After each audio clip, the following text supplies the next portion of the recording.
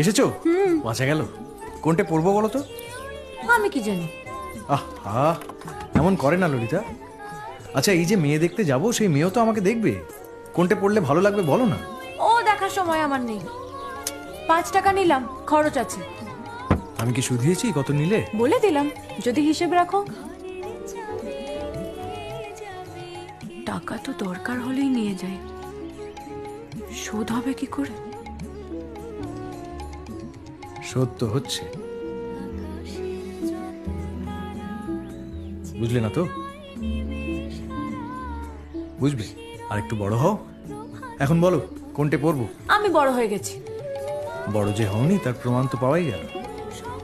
বেশ বড় রকমের বড় হলে বুঝতে, সব ধার শোধ হতে নেই, আর অধিকারের জায়গায় ধার জমে না।